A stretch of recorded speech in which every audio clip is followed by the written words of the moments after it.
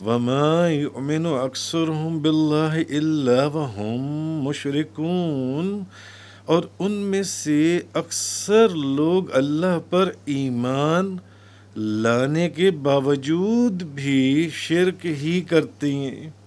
اکثر لوگ اللہ کے اوپر ایمان لانے کے بعد بھی شرکی کرتے ہیں۔ اب یہ کیا فرمایا جا رہا ہے جو ان سے؟ تو اصل میں یہ آیت ہے کہ اکثر لوگ اللہ پر ایمان لانے کے باوجود بھی شرک کرتے ہیں، یہ ان لوگوں کے متعلق نازل ہوئی جو یہ مانتے تھے کہ اللہ تعالیٰ ان کا اور تمام کائنات کا خالق ہے، اللہ ہی تمام کائنات کو پیدا کرنے والا ہے۔ یعنی وہ مانتے تھے، اور اس کا بھی ذکر پہلے بڑا تفصیل سے گزر چکا ہے کہ وہ مانتے تھے کہ ایک اللہ ہے، مگر اس کے ساتھ وہ دوسرے بتوں کو بھی مانتے تھے۔ انہوں نے اور بت بھی بنا رکھے تھے کہ یہ رزق دینے والا خدا ہے، یہ بارش برسانے والا خدا ہے، یہ گرمی برسانے والا خدا ہے، یہ دولت دینے والا خدا ہے۔ یعنی اللہ کے ساتھ ساتھ وہ اور تو ان میں سے اکثر لوگ اللہ پر ایمان لانے کے باوجود بھی وہ شرک کرتے ہیں۔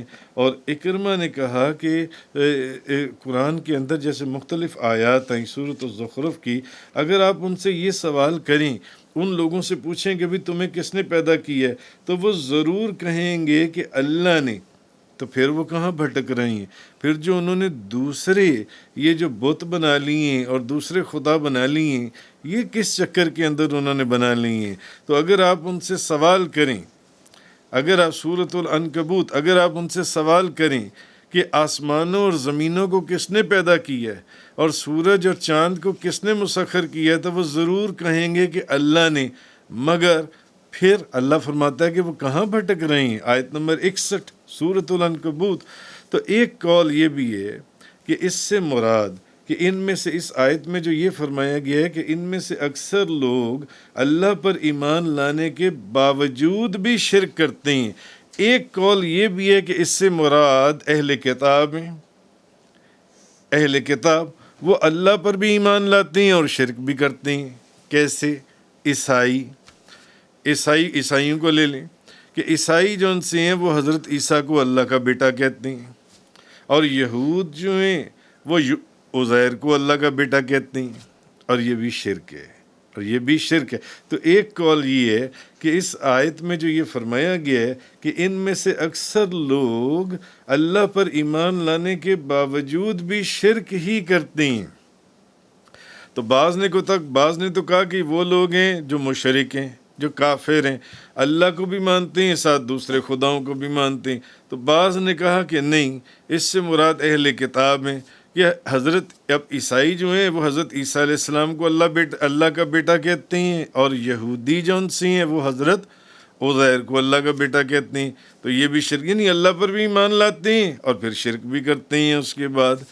تو اسی طرح ایک روایت میں حسن سے یہ روایت بھی ہے کہ یہ آیت ان مشرکین کے متعلق نازل ہوئی جو کسی مصیبت میں، جیسے سورۃ الانعام کے اندر ایک بڑا تفصیل سے ایک لیکچر گزرا تھا کہ بعض لوگ جو ان سے ہیں جب کوئی مصیبت آتی ہے سمندروں کے اندر، خشکی کی تاریخیوں کے اندر، تو کہا گیا تھا آپ پوچھیے، آیت نمبر 63 اور 64 کے اندر سورۃ الانعام کے اندر، آپ پوچھئے کہ تم اس سمندروں اور خشکی کی تاریخیوں سے کون نجات دیتا ہے، جس کو تم عاجزی سے اور چپکے پکارتے ہو؟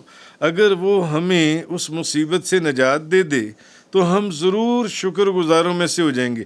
یعنی جب سمندروں میں تاریکیوں ان کے اوپر کوئی مصیبت آتی ہے تو اس وقت یہ چپکے پکارتے کس کو ہیں، اور کیا کہتے ہیں کہ اگر یا اللہ اگر تو ہمیں اس مصیبت سے نجات دے دے تو ہم ضرور شکر گزار بندوں میں سے ہو جائیں گے۔